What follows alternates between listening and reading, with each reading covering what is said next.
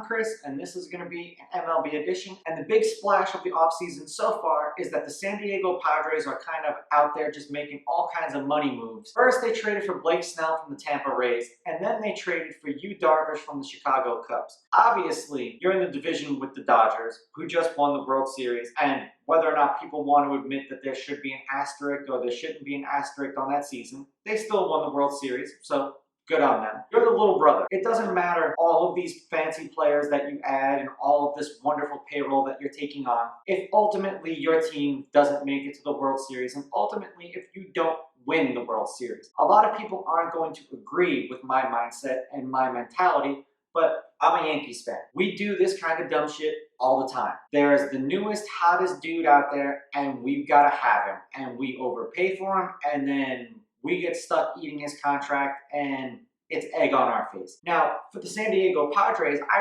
really hope that this works out because it would be nice to see the Dodgers get dethroned. Is this enough to actually beat the Dodgers? They did very well last year and they came very close to beating the Dodgers in the regular season. Last postseason, we saw how that turned out because the Padres couldn't beat the Braves. So I understand why they wanted to add two pitchers and adding a Cy Young contender in Blake Snell is absolutely incredible. And then adding another Cy Young caliber pitcher in Yu Darvish is also incredible. But Yu Darvish's better days are behind him, I'd like to think. And the Chicago Cubs were just trying to dump salary because they're in rebuild mode right now.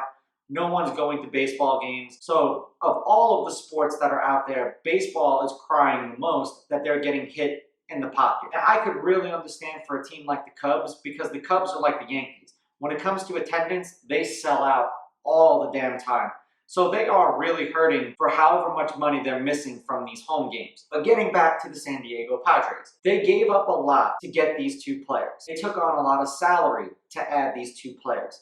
Now, how long of a window are they expecting to have where it's win or then start to dismantle this team? You've got Fernando Tatis Jr., who's going to need to get paid soon. You paid Manny Machado. You've got Blake Snell. You've got a huge contract for Yu Darvish. I'm sure there are several other players who are on the Padres who are going to need to get paid sometime soon. You added all of this extra money before paying your own. This isn't necessarily a good look if you're the Padres and this doesn't work.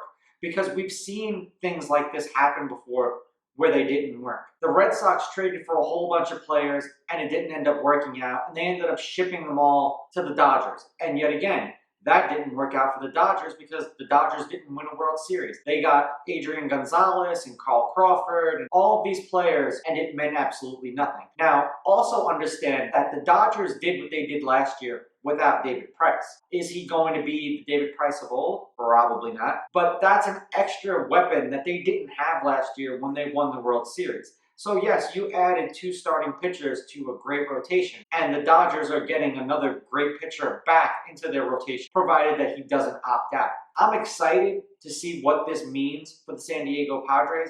They did a lot better than I was expecting them to do last year.